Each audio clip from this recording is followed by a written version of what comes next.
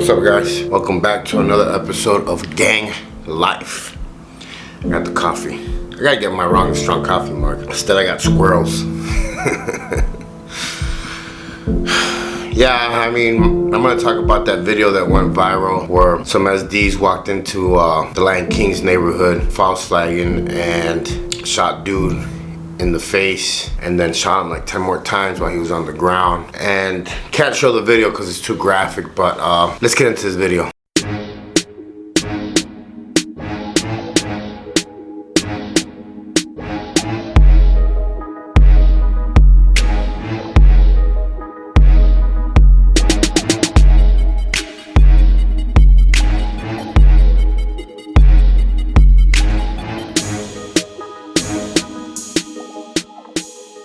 Hey, what's up, guys? My name is JC. I am Wrong and Strong. If you're new to my channel, make sure you subscribe, hit that bell so you don't miss nothing.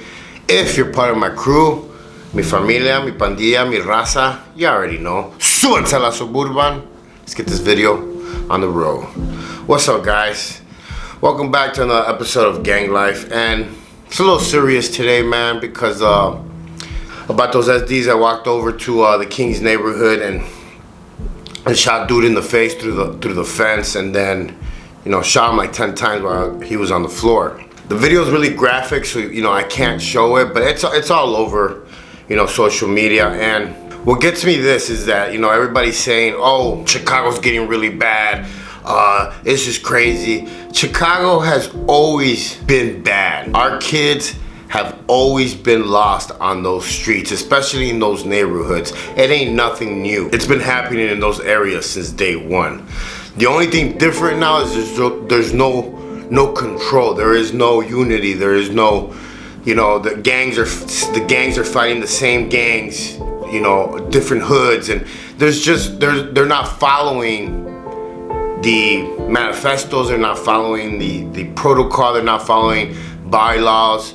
There's a lot of things that are different in that aspect, but murders, false flagging, and all that has always happened in Chicago. The only difference now is that there's cameras all the way, there's cameras everywhere, there's cell phones with cameras, there's social media. So it's very different. So now they're showing it. But yeah, I was just talking to one of my buddies the other day. When we were kids, I mean, we went to so many funerals, it was crazy because somebody was always dying. And a lot of these cats catch murder raps and they run to Mexico, or they go on the run, you know what I mean? And you never see them again. The murder rate in Chicago has always been really, really high. It's just never hit the news. It's never hit, you know, it's always been LA, you know, and people don't understand that Chicago is really, really bad. I'm not saying that Chicago's better than LA, you know, higher murder rate, because it's nothing to brag about.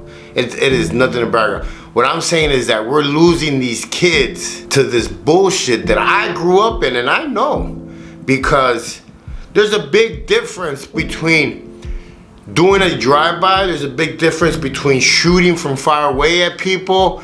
There's a big difference from doing that face to face, watching the guy's eyes, and pulling that trigger. You gotta have some really, really deep demons going on inside of you to be able to take somebody's life like that with no remorse. And still, when he's on the floor, let him have it. Now, let me tell you another thing. False flagging.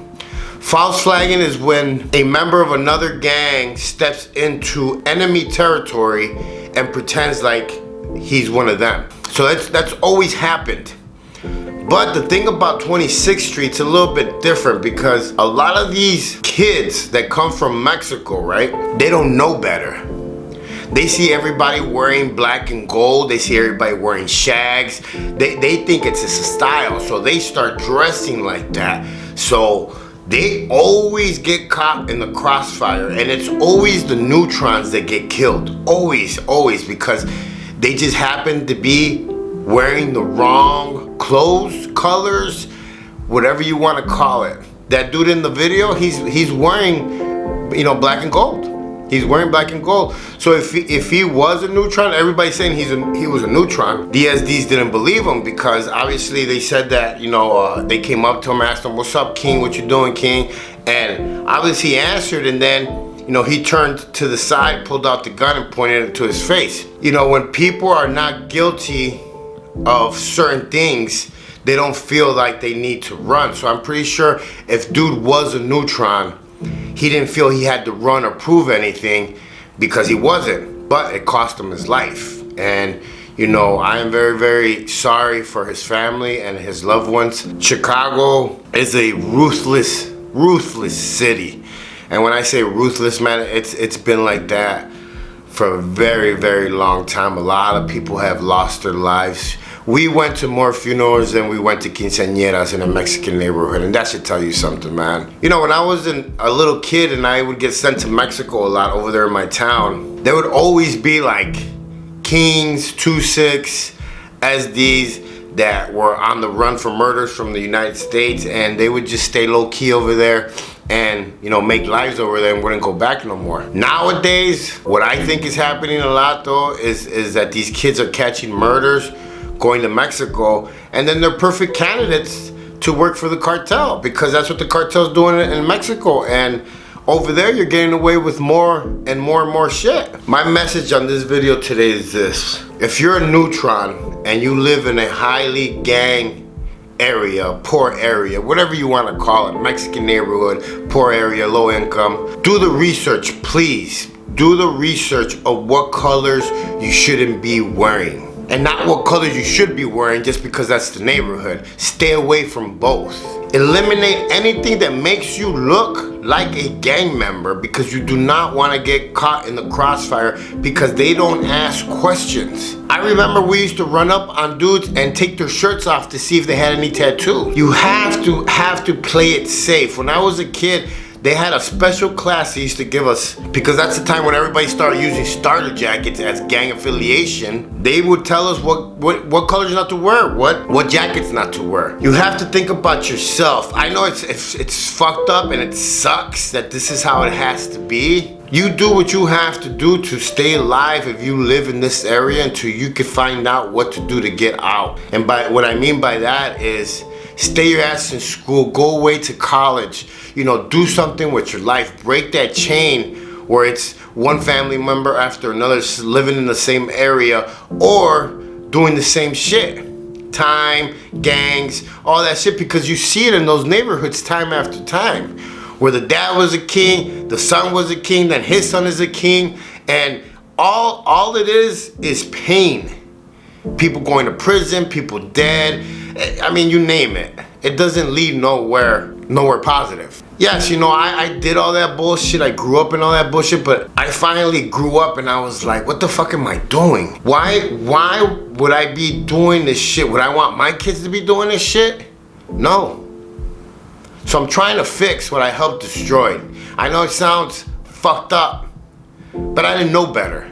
I didn't know better, and I grew up just like these kids in that fucking alley, just like the other kid that I could have lost my life many times. We're not gonna be able to create a change until guys like us that actually survived it go back and actually try. Just try. Remember, a lot of these kids, you know, 15, 13, even into their 20s, they're lacking an adult male figure in their life. They want to see that it is possible to make it out of that neighborhood and be successful, be an entrepreneur, be somebody. They want to see it. But if you see shit all the time, that's what you're going to want to be. And it can't be like that no more. It can't. Remember, those prisons are packed and they're waiting for more and more Latinos, more blacks. I hate to say it, on the south side of Chicago, a lot of Mexicans are going away for a very long time and they ain't coming back.